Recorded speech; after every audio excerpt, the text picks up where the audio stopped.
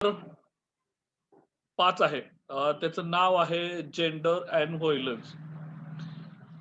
अतिशय महत्वाचा असा हा पेपर आपल्याला BA भाग 2 समाजशास्त्र अ, विषयाचा सेमिस्टर 4 साठी आपल्याला अभ्यासक्रमामध्ये समाविष्ट करण्यात आलेला आहे.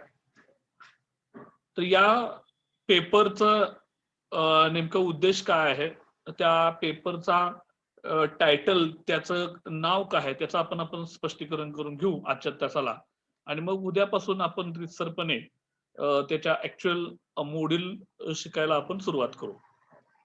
बघा, आपण जेंडर अँड व्हायलन्स हे शब्द जे आहेत, हे आपण अनेक वेळा ऐकलेले आहेत. मात्र या दोन्ही शब्दांचा अर्थ जो आहे, तो अर्थ आपल्याला नेमका काय आहे, हे नीटपणे आपण समजून घ्यायला पाहिजे. ज्यावेळी आपण नीटपणे समजून घेऊ, त्यावेळी आपल्याला त्याचे समाजशास्त्रीय नेमके अर्थ काय आहेत आणि त्याचे इम्पॉर्टन्स काय आहे, हे आपल्याला समजत जाईल.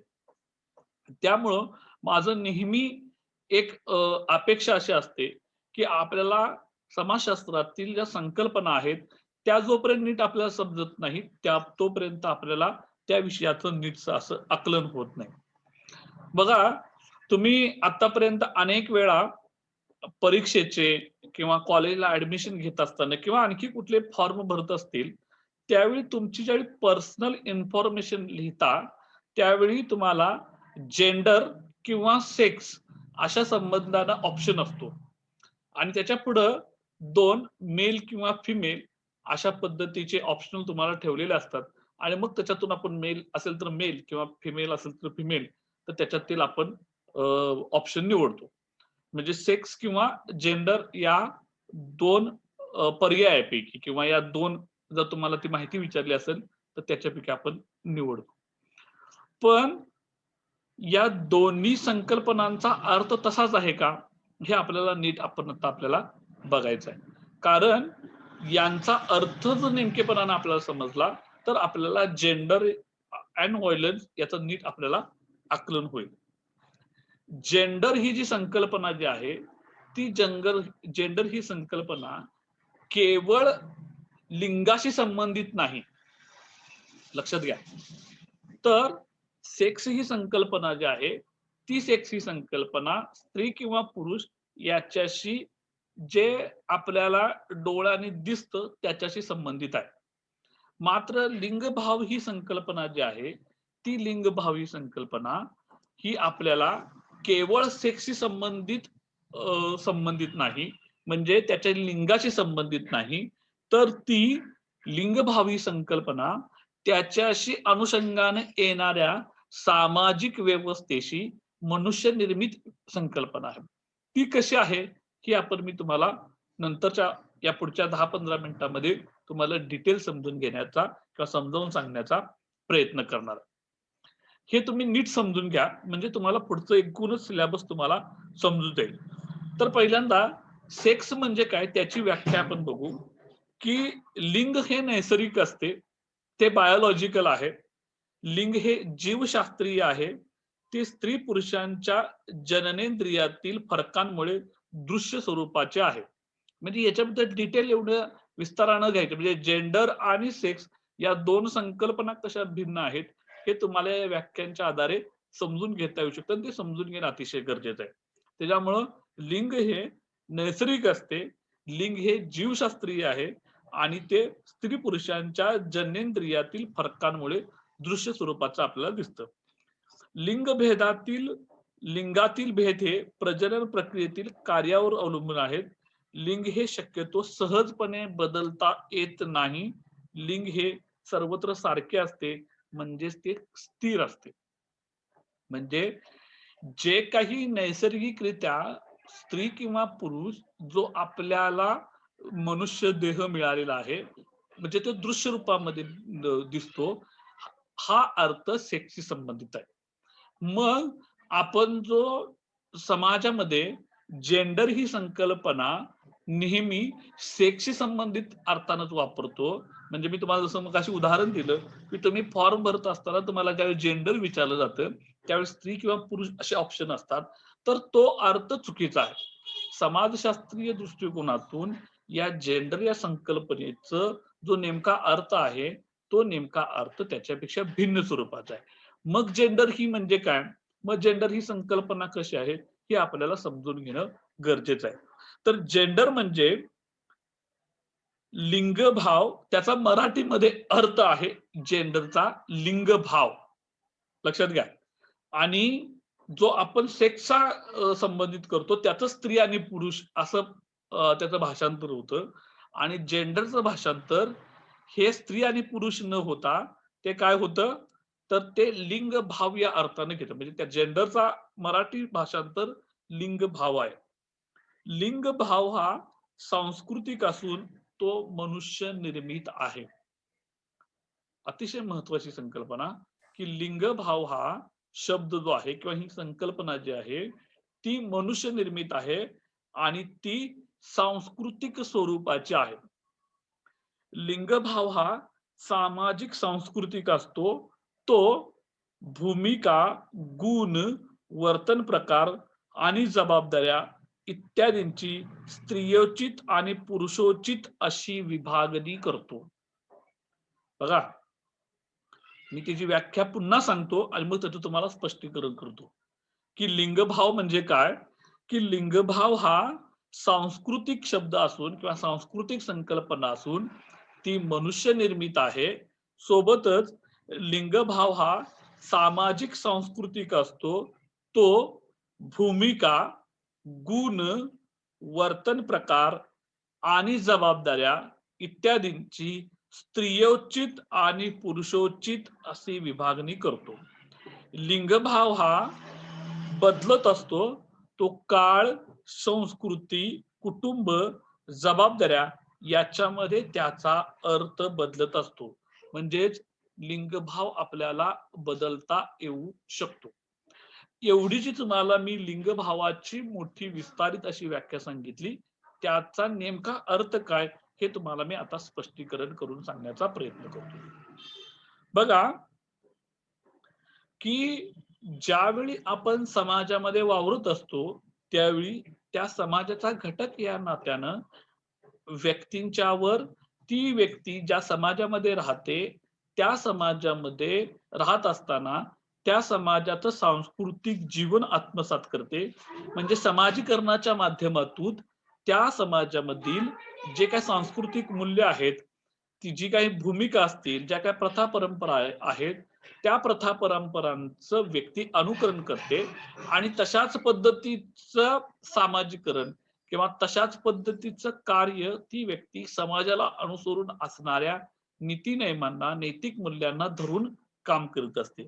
आणि अशा वेळी ज्यावेळी व्यक्ती वर्तन करते त्याच वेळी त्या व्यक्तीच्या लिंगानुसार म्हणजे स्त्रियांनी कसं वागावं, स्त्रियोचित म्हणजे स्त्रियांनी कसं वागावं हे समाजाने निर्धारित केलेल्या नियमांप्रमाणे वागते.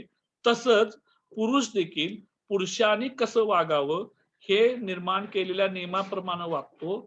त्याच्याशी संबंधित लिंगभाव आहे. लक्षात आलं का बघा. म्हणजे स्त्रियांनी कसं वागावं आणि पुरुषांनी कसं वागावं हे ज्या समाजामध्ये राहतात त्या समाजाच्या पद्धतीची मानसिकता त्या समाजामध्ये व्यक्तीच्या मनावर बिंबवली जाते आणि स्त्रिया स्त्रियांच्याकडं पुरुषांच्याकडं त्या दृष्टिकोनातून बघतात आणि पुरुष त्या स्त्रियांच्याकडं त्या दृष्टिकोनातून बघत राहतात. मग हे जे एकमेकांच्याकडे बघण्याचे दृष्टिकोन जो आहे तो कशा, तो समानतेचा आहे, तो विषमताकारी आहे, तो स्त्रियांना कमी दर्जा देणार आहे का पुरुषांना जास्त दर्जा देणार आहे, याच्याशी संबंधित लिंगभाव ही संकल्पना आहे.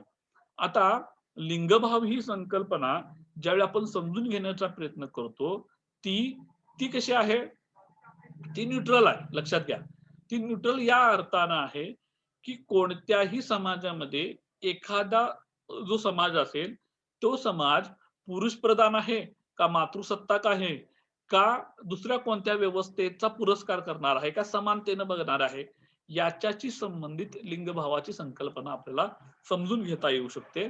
त्यामुळं त्या समाजामध्ये जर पुरुष प्रधान व्यवस्था असेल तर आपण नेहमी बघतो की स्त्रियांच्यावर अनेक पद्धतीच्या जबाबदाऱ्या आणि बंधनं नियमांच्या नावाखाली घालण्यात आलेल्या आहेत आणि त्याच वेळी पुरुषांना त्याच समाजामध्ये आपल्याला मोकळीक आपल्याला दिसलेली दिसते. लक्षात आलं?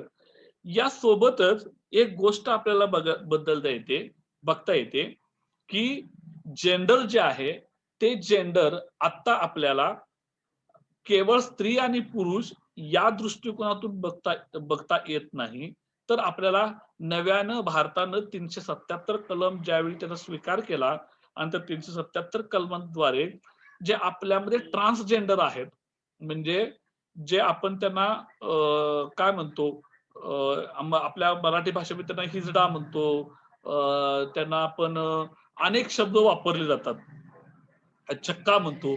अशा म्हणजे त्यांच्यामध्ये स्त्री आणि पुरुष या दोन्हींचे समान गुण असू शकतात. म्हणजे एखादी स्त्री असू शकते, मात्र ती लिंगानं स्त्री असू शकते, मात्र तिच्यामध्ये पुरुषी सगळे म्हणजे पुरुषांमधले जे सगळे गुण विषय आहेत ते तुम्हाला दिसतात.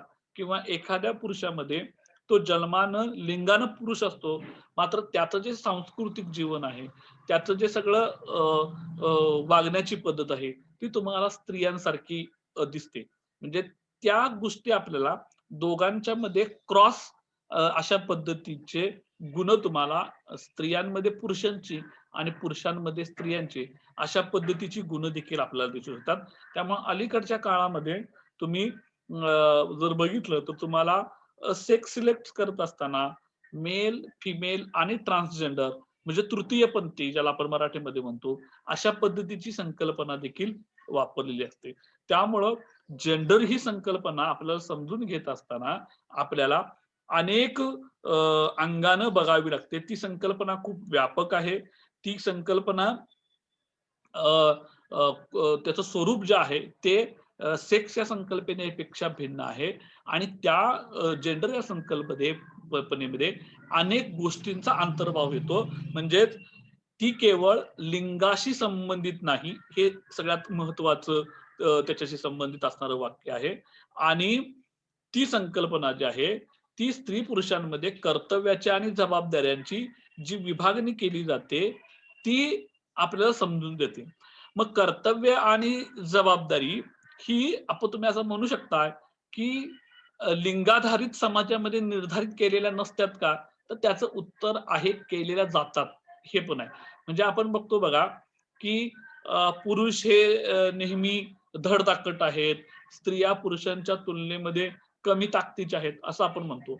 असं ज्यावेळी आपण म्हणतो त्यावेळी स्त्री म्हणून तिच्या जबाबदाऱ्या समाजानं काय केलेल्या आहेत, तिच्या लिंगानुसार ठरवलेल्या आहेत. म्हणजे स्त्रियांनी घरातलं जेवणच करावं, मुलांचा सांभाळच करावा, पुरुषाने बाहेर जाऊन काम करावं, अर्थार्जन करावं. म्हणजे या ज्या संकल्पना ज्या आहेत ते केवळ लिंगाधारी आहेत. त्यांनी फक्त जेवण आणि जेवण, मुलांचा सांभाळ एवढ्यापुरतीच मर्यादित आपलं ठेवावं आणि पुरुषांनी बाहेर.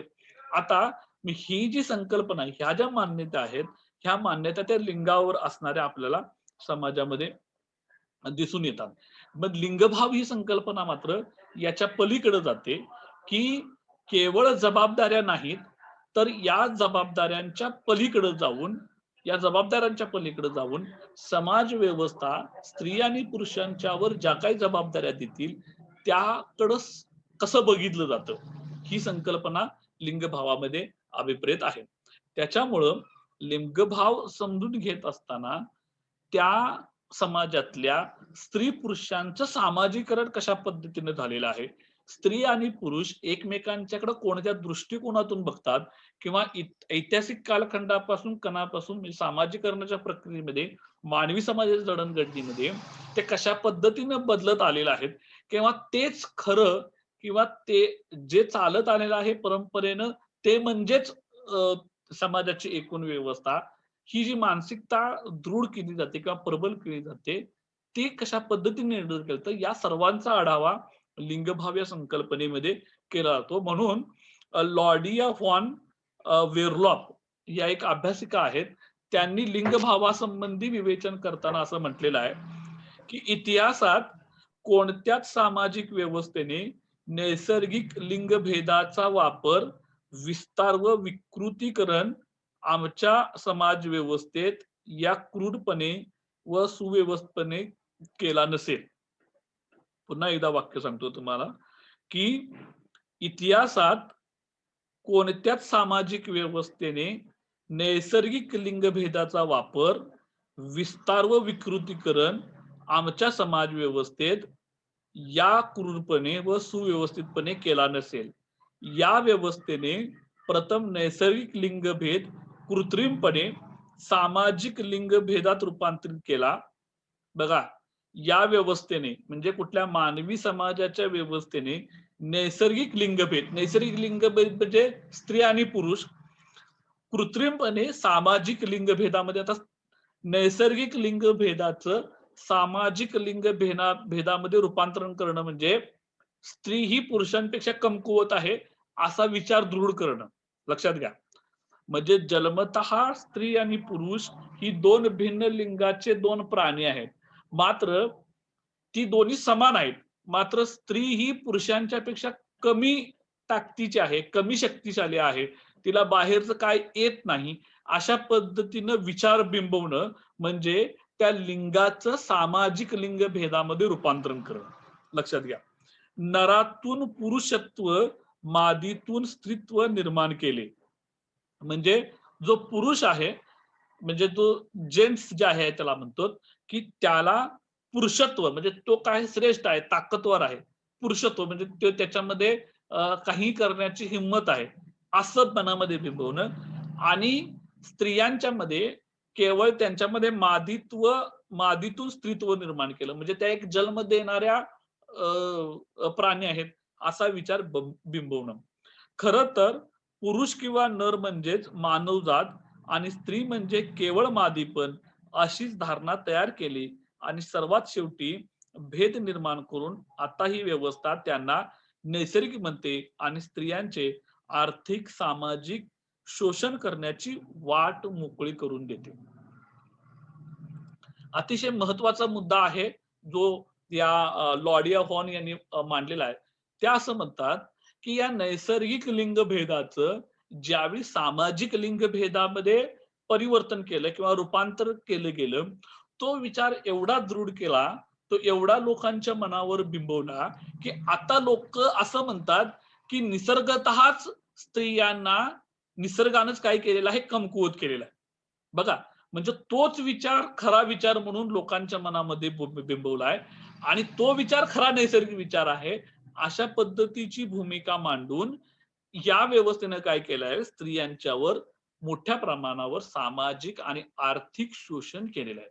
लक्षात घ्या की स्त्री म्हणून तिला अनेक प्रकारच्या हक्क आणि अधिकारांपासून ज्यावेळी या समाज व्यवस्थेने वंचित ठेवले गेलं, तो सामाजिक विचार म्हणजे लिंगभेदावर आधारित असलेला काय आहे, सामाजिक अत्याचार आहे. लक्षात घ्या की जेंडर ही संकल्पना किती पुढं आहे, व्यापक आहे त्याचा विचार करते.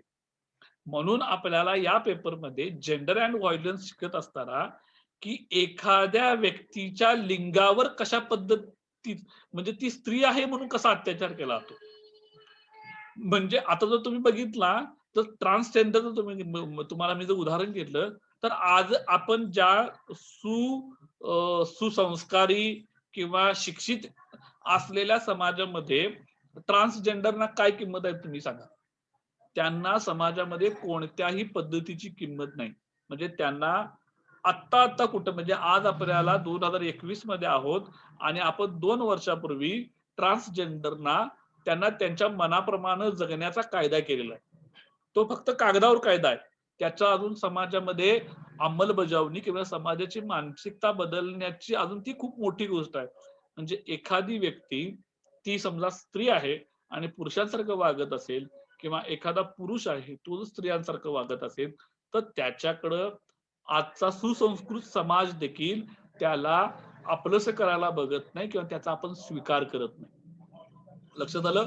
तर ही लिंगभाव ही संकल्पना जी आहे ती ही संकल्पना हे आपल्याला दाखवते की समाजामध्ये एखाद्या व्यक्तीच्या सेक्सवर आधारित म्हणजे त्याच्या लिंगावर आधारित त्या व्यक्तीचं समाजातील स्थान ठरवलं जातं, समाजातील त्याचा दर्जा ठरवला जातो आणि त्याच्याही पुढे जाऊन त्याचं आर्थिक, सामाजिक, राजकीय, सांस्कृतिक अशा सर्व अंगाने शोषणही केलं जातं. आणि याच्यातला सर्वात महत्वाचा भाग म्हणजे की जगाच्या सर्व प्रकारच्या समाजांमध्ये आतापर्यंत असं होत आलेलं आहे की पुरुषांनी स्त्रियांच्यावर अनेक प्रकारे प्रभुत्व प्रस्थापित केलेलं आहे आणि हे प्रभुत्व प्रस्थापित करत असताना स्त्रियांच्या मानवी हक्कांना डावललेलं आहे. म्हणजे स्त्रियांना जे नैसर्गिक अधिकार मिळतात ते देखील या समाजानं किंवा पुरुषी समाज व्यवस्थेनं कशावर हिरावलेले आहेत. म्हणजे त्यांना शिक्षण दिलं गेलं नाही. अमेरिकेसारख्या देशामध्ये 1961 पर्यंत मतदानाचा अधिकार नव्हता स्त्रियांना. आज ही दुबई सारख्या म्हणजे आखाती जे देश आहेत त्या देशांमध्ये स्त्रियांना ड्रायव्हिंग करण्याचा अधिकार रस्त्यांवर नाही आहे. म्हणजे तुम्ही दुबई शहर जर वाटलाच आहे तुम्हाला, अतिशय सोन्याच्या गाड्या, पैसा, पेट्रोल हे तुम्हाला जर दिसत असेल तर तिथं आजही स्त्रियांना गाड्या चालवण्याचा अधिकार नाही. स्त्रियांना अनेक प्रकारच्या मंदिरामध्ये प्रवेश नसणं हे देखील लिंगावर आधारित केलेला भेदभाव आहे. स्त्रियांनी केवळ चूल आणि मूल एवढ्या पर्यंतच मर्यादित राहावं असा विचार मांडणं म्हणजे तो देखील लिंगभावावर आधारित केला जाणारा भेदभावच आहे. लक्षात आलं की लिंगभाव ही संकल्पना समजून घ्या. आता तुम्ही म्हणाल की केवळ स्त्रियांच्यावर होणाऱ्या अत्याचाराला लिंगभावामध्ये त्याचं उजागर केलं जातं किंवा त्याच्यावरच महत्वाची मांडणी केली जातं, तर त्याचं उत्तर नाही असेल. जर समजा एखादा पुरुष आहे आणि त्याला पण समजा म्हणजे उदाहरणार्थ तुम्हाला मी सांगतो, एखादा पुरुष आहे आणि तो समजा जर हळवा असेल आणि हळवा असेल तो जर रडला तर आपण सहज म्हणतो काय बायकांसारखं रडतोस, तू काय पोरगी आहेस का रडायला. हे जे म्हणणं म्हणजे देखील त्याच्या ज्या मूलभूत भावना आहेत त्या मूलभूत भावनांना पुरुष नेहमी दडपून ठेवतो. म्हणजे तो काय ते समाज व्यवस्थेला घाबरत म्हणजे अरे मी पुरुष असून रडतो, पुरुष असून काय रडतो म्हणजे असं काय बांगड्या भरल्यासारखा गप बसलायस. हे जे टोमणं जे आहेत हे टोमणं देखील व्हायलन्स मध्ये येतं. म्हणजे हे लिंगावर आधारित असणारा व्हायलन्स आहे. लक्षात घ्या. म्हणजे मी तुम्हाला तिन्ही प्रकार सांगितले. स्त्रियांच्यावर तरी अन्याय होतोच हे आपल्याला दृश्य रूपामध्ये अनेक उदाहरणं तुम्हाला बघायला मिळतील. तसंच आपल्याला ट्रान्सजेंडरच्या बाबतीत आपल्याला बघायला म्हणजे तृतीय पंथीयांच्या देखील बाबत देखील आपल्याला बघायला मिळतं की आजही त्यांना समाजामध्ये कुठल्याही पद्धतीची मान्यता नाही. आणि बरोबर त्याच्या दुसऱ्या बाजूला हे जे पुरुष आहेत मात्र आपण म्हणतो की काय बायकांसारखं रडतोस, पुरुषांनी मर्द को दर्द नाही होता. म्हणजे असं आपण म्हणतो की पुरुषांना कुठला त्रासच होत नाही. असं नाही होत. म्हणजे हे जे वाक्य आहेत, हे वाक्य म्हणजे बऱ्याच वेळा पुरुष रडत नाहीत. म्हणजे तो आतल्यात रडतो. म्हणजे जर मी तो ओक्साबोक्शी रडायला लागला 4 लोकांच्या मध्ये, तर आपण काय म्हणतो, की ते काय दुर्बल आहे. त्याला काय हेच नाही म्हणजे तो बायकांसारखं रडतो वगैरे. हे बोलणं म्हणजे देखील लिंगावर आधारित त्या व्यक्तीच्या नैसर्गिक भावनांना आपण काय करत नाही, न्याय देत नाही. असा त्याचा अर्थ आहे. म्हणजे लिंगभाव ही संकल्पना केवळ स्त्रीलिंगाशी संबंधित नाही एवढं समजून घ्या.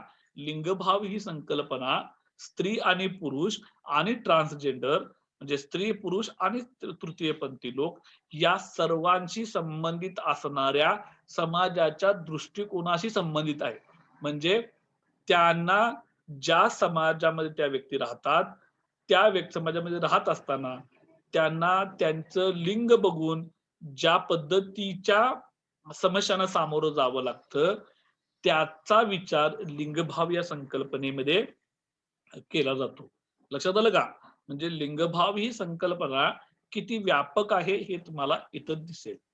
या आपल्या विषयामध्ये म्हणजे जो जेंडर अँड व्हायलन्स हा जो आपला पेपर आहे, या पेपरमध्ये मात्र आपल्याला पहिल्या प्रकरणामध्ये फक्त आपण हे संकल्पनात्मक आपण जे समजून घेतलेलं आहे ते फक्त जेंडर या संकल्पनेमध्ये व्यापक स्वरूपामध्ये येतं. मात्र 3, 4, 2, 3 आणि 4 ही तिन्ही जी युनिट आहे, त्या तिन्ही युनिटमध्ये आपल्याला स्त्रियांवर होणाऱ्या अत्याचारासंबंधी म्हणजे ते लिंगभावाच्या आधारे आपल्याला हे तिन्ही चॅप्टर आपल्याला समजून घ्यायचे. आलं लक्षात? त्यामुळं ही संकल्पना स्त्री आणि लिंगभाव आणि व्हायलन्स हा कसा कोरिलेटेड आहे, मग तो आपल्याला या पेपरमध्ये समजून घ्यायचा आहे. तर अतिशय सुंदर असा सब्जेक्ट आहे, जो आपल्याला समाज व्यवस्थेकडं नव्यानं बघण्याची दृष्टी प्रदान करेल. लक्षात घ्या. म्हणजे तुम्हाला मी अनेक उदाहरणं याच्या संबंधी मी कितीतरी वेळा वर्गात देखील बोललेलो आहे. तुम्हाला आणखी जाईल, की मुलींनी 7च्याच घरात जायचं, तिनं डोक्यावर पदरच घेतला पाहिजे. हे ज्या सगळ्या गोष्टी आहेत, या सर्वच्या सर्व गोष्टी आपण संस्कृतीच्या नावाखाली काय केलेल्या आहेत, या आपण नियम केलेले आहेत, बंधनं घातलेली आहेत आणि या सगळ्या बंधनांचा आपल्या मानवी वर्तनावर प्रचंड मोठा परिणाम पडतो आणि त्याचा समाजशास्त्रीय दृष्टिकोनातून अभ्यास होणं अतिशय गरजेचं आहे. कारण ते जर समजून घेतलं, तर समाज व्यवस्था आपल्याला पुन्हा नव्यानं समजून घेता येऊ शकते. समाजातील ज्या घटकांच्यावर अन्याय होतो, त्यांना आपल्याला नीटपणे प्रकाशात आणता येतं. त्यामुळं ह्या समजून घेण्यासाठी जेंडर अँड व्हायलन्स हा पेपर जो आहे, तो अतिशय महत्त्वाचा आहे. आता ते तिचं सगळंच्या सगळं काय केलं संस्काराच्या नावाखाली तिच्या सगळं तिचं होणारा अत्याचार झाकून ठेवले. म्हणजे धर्मग्रंथामध्ये सांगितलेलं आहे ते तिनं तशा पद्धतीनं वागलं पाहिजे. हीच मानण्याची प्रवृत्ती मोठ्या प्रमाणावर असल्यामुळं काय झालेलं आहे, की स्त्रियांच्यावर मोठ्या प्रमाणावर अन्याय अत्याचाराच्या घटना आपल्याला घडताना दिसतात.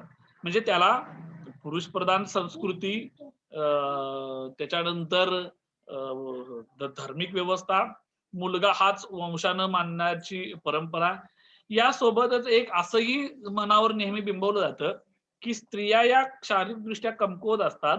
त्या शरीरानं पुरुषांच्या तुलनेमध्ये ताकदीचं काम करू शकत नाहीत.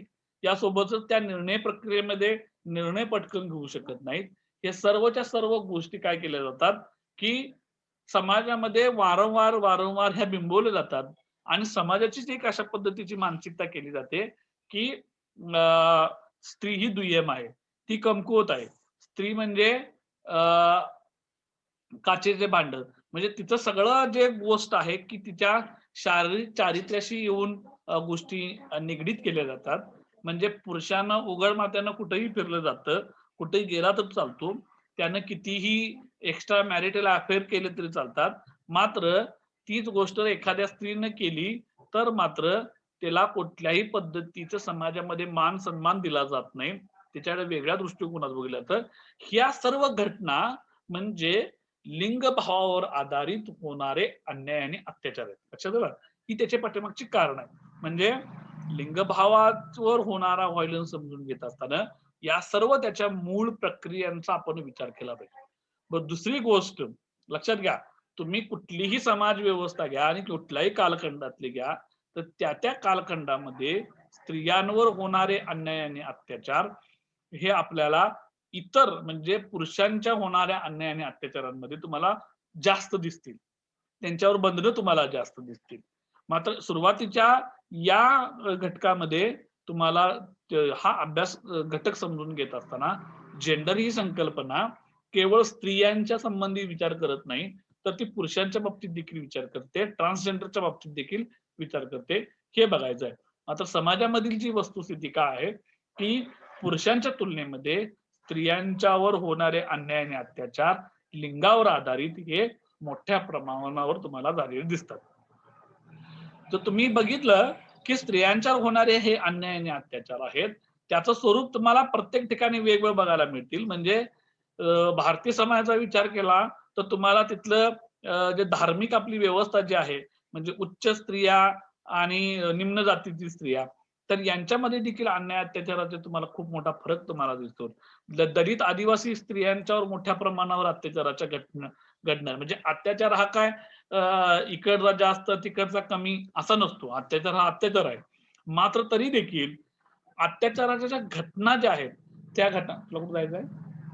अत्याचाराच्या ज्या घटना आहेत त्या अत्याचाराच्या घटनांचा जर तुम्ही आकडेवारी काढली तर भारतामध्ये हे एक वेगळं आणि प्रकर्षानं जाणवतं की दलित आदिवासी स्त्रियांमध्ये ज्या स्त्रिया आहेत, अल्पसंख्याक समूहातल्या ज्या स्त्रिया आहेत, त्यांच्यावर होणारा अत्याचार हे उच्च जातीतील स्त्रियांच्यावर होणाऱ्या अन्याय आणि अत्याचारापेक्षा प्रमाण हे त्यांचे जास्त आहे. याचं कारण असं आहे की आपल्याकडं नेहमी जाती व्यवस्थेनं निम्न जातीतील लोकांचे अनेक अधिकार हे हिरावून घेतलेले आहेत. त्यांना जगण्याचा देखील अधिकार नाकारलेला आहे. त्यामुळं दलित आदिवासी समूहातील ज्या स्त्रिया आहेत त्यांना एक स्त्री म्हणून आणि त्या निम्न जाती समूहातील असल्यामुळं म्हणजे दुहेरी प्रकारच्या अन्याय अत्याचाराला सामोरं जावं लागतं. त्यामुळं लिंगभावावर आधारित अत्याचार ही जी संकल्पना आहे ही संकल्पना समजून घेत असताना आपल्याला असा व्यापक दृष्टिकोनातून विचार करावा लागतो आणि ह्याच त्याचं एकूण स्वरूप आहे हे आपल्याला लक्षात येतं. तर हा जो घटक आहे हा घटक ह्या पहिल्या प्रकरणामध्ये म्हणजे नेचरमध्ये ह्या सर्व गोष्टी आहेत. दुसरा कुठला मुद्दा आहे या प्रकरणातला? Harshada? Meaning of gender. Meaning of gender. हा, मीनिंग ऑफ जेंडर हे तुम्हाला मी सांगितलेलं आहे त्याचं स्वरूप नेमकं काय. नोट्स मध्ये तुम्हाला मी देताना त्याचा विस्तारानं देईल, पण मीनिंग समजून घेत असताना तुम्हाला मी जे सुरुवातीला जे सांगितलेलं आहे तेच आहे ते सगळं, म्हणजे त्याचं जेंडरचा अर्थ नेमका काय. आणि तिसऱ्या भागात काय? Gender issues. हा, जेंडर इश्यू. आता जेंडर इश्यू कुठले कुठले असू शकतात? आता मी जसं तुम्हाला मगाशी सांगितलं की भारतानं 377 कलमला मान्यता दिली आणि ट्रान्सजेंडर समूहातील लोकांना आपल्या देशांमध्ये विवाह प्रस्थापित करण्याची मान्यता देण्यात आली. म्हणजे 2018 पूर्वी म्हणजे 2018 सप्टेंबर 2018 का 19ला तो कायदा झाला आपल्या देशामध्ये 377. तोपर्यंत आपल्या देशामध्ये ट्रान्सजेंडरना आपल्या मनाप्रमाणे जोडीदार निवडण्याचं स्वातंत्र्य नव्हतं. तोपर्यंत आपल्या देशातल्या अनेक ट्रान्सजेंडरनी ह्यो अधिकार मिळावा याच्यासाठी काय केलेले आहेत? हक्क लढाई, कायदेशीर लढाई लढलेली आहे. हे म्हणजे काय की त्यांच्या जेंडरना मान्यता मिळवून देणं, त्यांच्या हक्क आणि अधिकारांचं संरक्षण करणं म्हणजे काय? जेंडर इश्यूज उठवणं. जसं ट्रान्सजेंडरच्या बाबतीत आहेत तसं स्त्रियांच्या बाबतीत ही आपल्याला म्हणता येऊ शकतं की स्त्री म्हणून होणारे समाजाकडून तिला मिळणारी दुय्यम महत्वाची वागणूक जी आहे त्याच्याशी संबंधित असणारे जे अनेक मुद्दे आहेत ते मुद्दे कुठले कुठले आहेत. म्हणजे आपल्याला आणखी एक मुद्दा जेंडर इश्यूच्या बाबतीत निर्माण होऊ शकतो की बघा, पुरुषांच्या तुलनेमध्ये स्त्रियांची संख्या बरोबर 50% आहे समाजामध्ये, आहे ना. म्हणजे जेवढं पुरुष काय थोडंफार अंतर मागं पुढं असेल, मात्र समाजामध्ये जे स्त्रियांना अधिकार दिलेले आहेत ते अधिकार पुरुषांच्या तुलनेमध्ये कमी आहेत. उदाहरणार्थ बघा, आपल्या भारत देशामध्ये निवडणुका होतात आणि आपले प्रतिनिधी आपण ग्रामपंचायतीपासून ते आपल्या देश पातळीवर जे संसद आहे तिथपर्यंत पाठवतो. 2015 पासून महाराष्ट्र शासनानं ग्रामपंचायतीमध्ये महिलांना 50% आरक्षण दिले. म्हणजे निम्मे पुरुष प्रतिनिधी आणि निम्मे स्त्रिया प्रतिनिधी असतील. मात्र विधानसभा आणि लोकसभा मध्ये देखील स्त्रियांना 50% आरक्षण मिळावं याच्यासाठीचा कायदा गेली 40 वर्ष अजून तसाच पडून आहे. म्हणजे कायदा करावा अशी मागणी चालू आहे की संसदेमध्ये जेवढे खासदार आहेत त्याचे निम्मे खासदार हे स्त्रिया असाव्यात अशा पद्धतीची. म्हणजे ही जी मागणी जी आहे ती जेंडर आधारित आहे, लक्षात घ्या. अलीकडच्या कालावधीमध्ये अनेक तृतीयपंथी लोक देखील लोकप्रतिनिधी म्हणून निवडून गेलेले आहेत. म्हणजे समाजाची जी सर्व क्षेत्र आहेत, म्हणजे सामाजिक, आर्थिक, राजकीय आणि सांस्कृतिक या सर्व क्षेत्रांमध्ये जेंडरवर आधारित कोणत्याही पद्धतीचा दुजाभाव केला जाऊ नये. मात्र वर्तमान समाज व्यवस्थेमध्ये सर्व प्रकारच्या गोष्टींमध्ये तुम्हाला दुजाभाव, आता तुम्हाला सांगतो, सर्वात जास्त पुरुषांच्या पेक्षा स्त्रिया ह्या धार्मिक असतात. मात्र तुम्ही सर्व प्रकारची जर देवळं काढला, मंदिरं काढला, मशिदी काढला, तर तुम्हाला तिथं मंदिराची पुजारी असलेली, धर्मगुरू असलेली स्त्रिया तुम्हाला कुठे दिसतात का? दिसतात? याचं उत्तर नकारात्मकता आहे. बघा, तुम्हाला महिला पुजारी कुठे दिसले? उलट आपल्या इथं मशिदीमध्ये, अनेक मशिदींमध्ये, अनेक मंदिरांमध्ये महिलांना प्रवेशच नाही. म्हणजे तिचं प्रवेश का नाकारलेला आहे? ती स्त्री आहे म्हणून. हा देखील जेंडर इश्यू आहे. लक्षात आलं का? मगाशी जो तुम्हाला सांगितला, स्त्रियांना लोकसभा आणि राज्यसभामध्ये प्रवेश असावा, तो आपला कुठला आहे? राजकीय इश्यू आहे.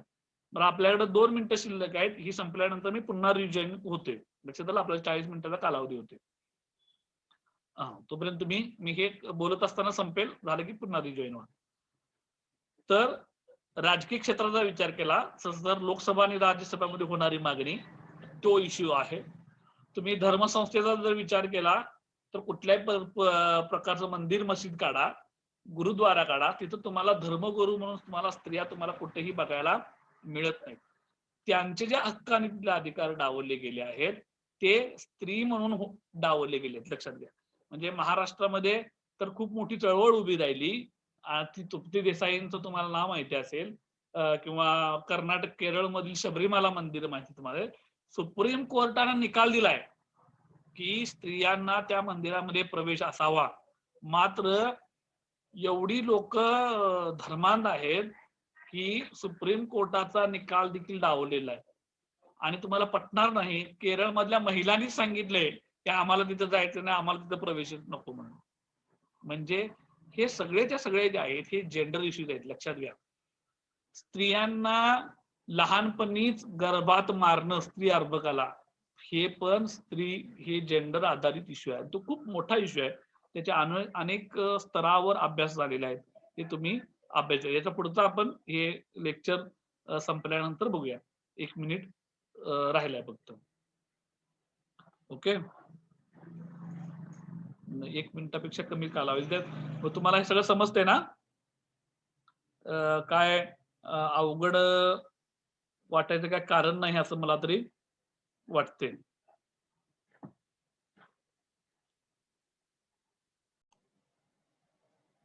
ते तिचं सगळंच्या सगळं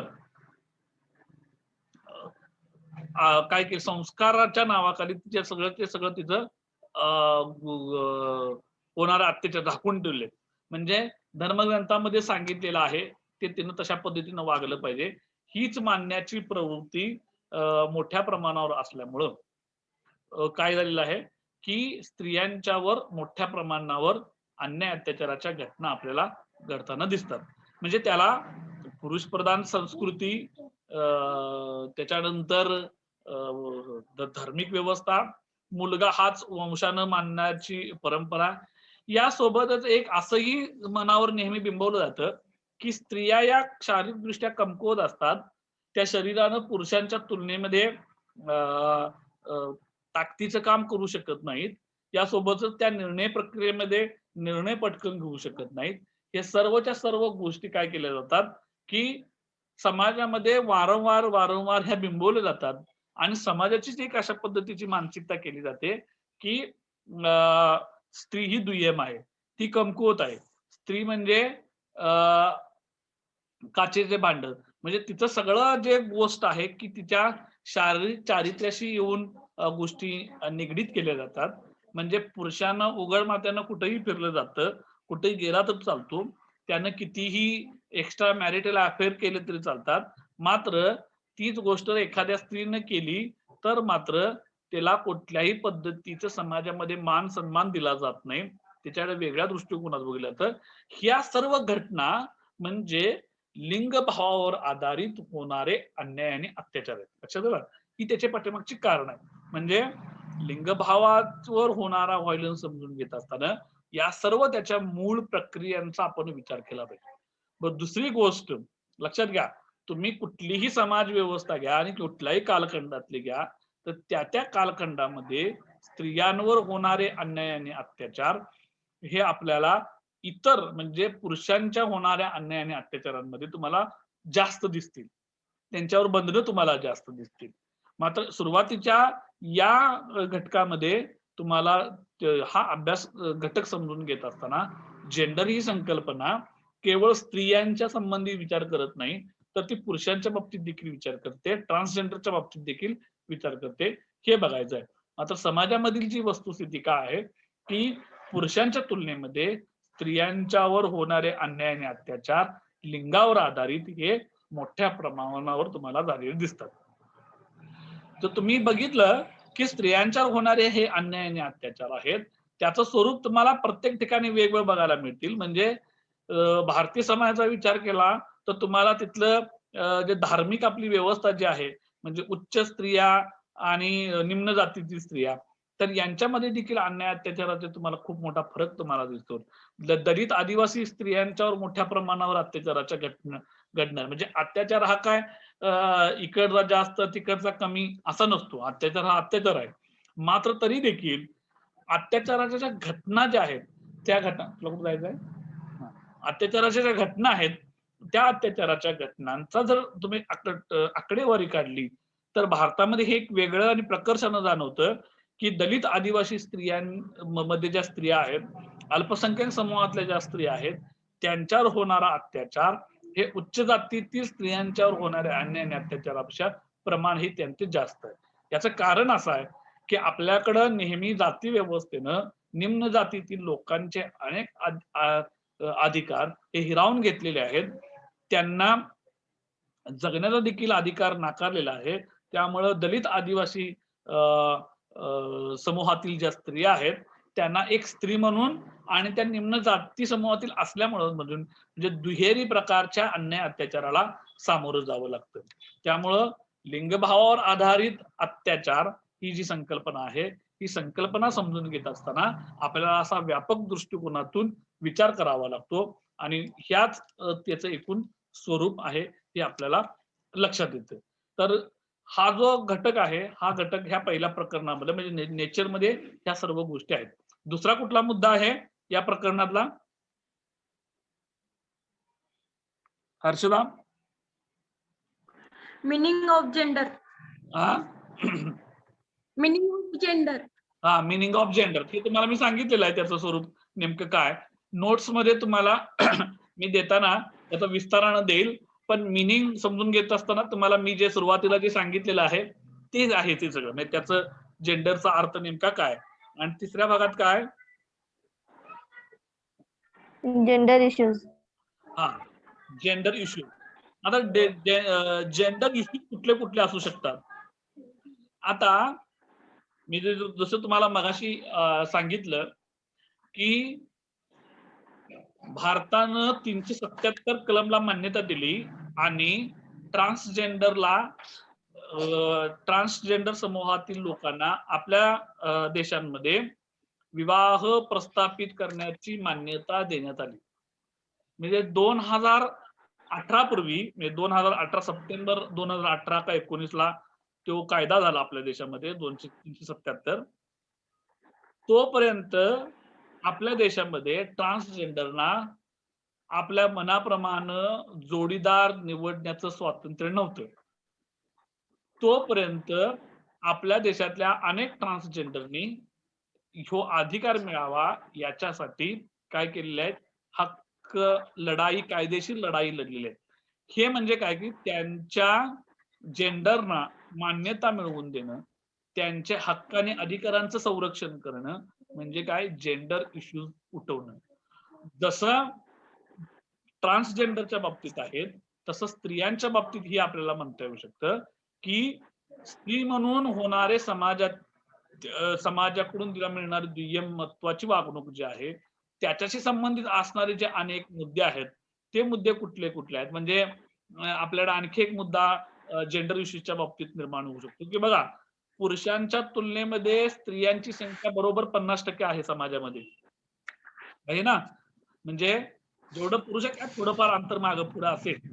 मात्र समाजामध्ये जे स्त्रियांना अधिकार दिलेले आहेत ते अधिकार पुरुषांच्या तुलनेमध्ये कमी आहेत. उदाहरणार्थ बघा, आपल्या भारत देशामध्ये निवडणुका होतात हा, आणि आपले प्रतिनिधी आपण ग्रामपंचायतीपासून ते आपल्या देश पातळीवर जे संसद आहे तिथपर्यंत पाठवतो.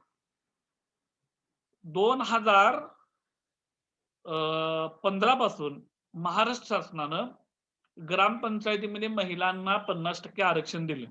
म्हणजे निम्मे पुरुष प्रतिनिधी आणि निम्मे स्त्रिया प्रतिनिधी असतील. मात्र विधानसभा आणि लोकसभा मध्ये देखील स्त्रियांना 50% आरक्षण मिळावं याच्यासाठीचा कायदा गेली 40 वर्ष अजून तसाच पडून आहे.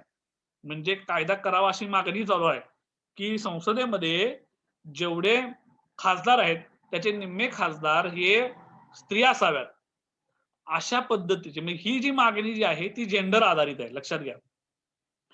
अलीकडच्या कालावधीमध्ये अनेक तृतीयपंथी लोक देखील लोकप्रतिनिधी म्हणून निवडून गेलेले आहेत.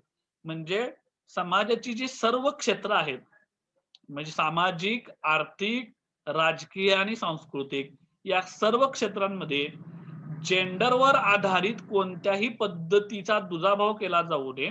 मात्र वर्तमान समाज व्यवस्थेमध्ये सर्व प्रकारच्या गोष्टींमध्ये तुम्हाला दुजाभाव, तुम्हाला सांगतो, सर्वात जास्त पुरुषांच्या पेक्षा स्त्रिया ह्या धार्मिक असतात. मात्र तुम्ही सर्व प्रकारची जर देवळं काढला, मंदिरं काढला, मशिदी काढला, तर तुम्हाला तिथं मंदिराची पुजारी असलेली, धर्मगुरू असलेली स्त्रिया तुम्हाला कुठे दिसतात का? दिसतात? याचं उत्तर नकारात्मकता आहे. बघा, तुम्हाला महिला पुजारी कुठे दिसले? उलट आपल्या इथं मशिदीमध्ये, अनेक मशिदींमध्ये, अनेक मंदिरांमध्ये महिलांना प्रवेशच नाही. म्हणजे तिचं प्रवेश का नाकारलेला आहे? ती स्त्री आहे म्हणून. हा देखील जेंडर इश्यू आहे. लक्षात आलं का? मगाशी जो तुम्हाला सांगितला स्त्रियांना लोकसभा आणि राज्यसभामध्ये प्रवेश असावा, तो आपला कुठला आहे? राजकीय इश्यू आहे. बरं, आपल्याकडे 2 मिनिटं शिल्लक आहेत. ही संपल्यानंतर मी पुन्हा रिजॉईन होते. लक्षात आलं? आपल्याला 40 मिनिटाचा कालावधी होते. तोपर्यंत मी हे बोलत असताना संपेल, झालं की पुन्हा रिजॉईन व्हा. तर राजकीय क्षेत्राचा विचार केला तर लोकसभा आणि राज्यसभामध्ये होणारी मागणी तो इश्यू आहे. तुम्ही धर्मसंस्थेचा जर विचार केला तर कुठल्याही प्रकारचं मंदिर, मशीद काढा, गुरुद्वारा काढा, तिथं तुम्हाला धर्मगुरू म्हणून तुम्हाला स्त्रिया तुम्हाला कुठेही बघायला मिळत नाहीत. त्यांचे जे हक्क आणि अधिकार डावलले गेले आहेत ते स्त्री म्हणून डावलले गेले आहेत, लक्षात घ्या. म्हणजे महाराष्ट्रामध्ये तर खूप मोठी चळवळ उभी राहिली. ती तृप्ती देसाईंचं तुम्हाला नाव माहिती असेल, किंवा कर्नाटक, केरळ मधील शबरीमाला मंदिर माहिती तुम्हाला. सुप्रीम कोर्टाने निकाल दिलाय की स्त्रियांना त्या मंदिरामध्ये प्रवेश असावा. मात्र एवढी लोक धर्मांध आहेत की सुप्रीम कोर्टाचा निकाल देखील डावलेला आहे. आणि तुम्हाला पटणार नाही, केरळ मधल्या महिलांनीच सांगितलंय की आम्हाला तिथं जायचं नाही, आम्हाला तिथं प्रवेश नको म्हणून. म्हणजे हे सगळेच्या सगळे जे आहेत हे जेंडर इश्यूज आहेत, लक्षात घ्या. स्त्रियांना लहानपणीच गर्भात मारणं, स्त्री अर्भकाला, हे पण हे जेंडर आधारित इश्यू आहे. तो खूप मोठा इश्यू आहे. त्याच्या अनेक स्तरावर अभ्यास झालेला आहे. ते तुम्ही अभ्यास, याचा पुढचा आपण हे लेक्चर संपल्यानंतर बघूया. 1 मिनिट राहिलाय फक्त. ओके, 1 मिनिटापेक्षा कमी कालावधीत तुम्हाला हे सगळं समजतंय ना? काय अवघड वाटायचं काय कारण नाही असं मला तरी वाटते.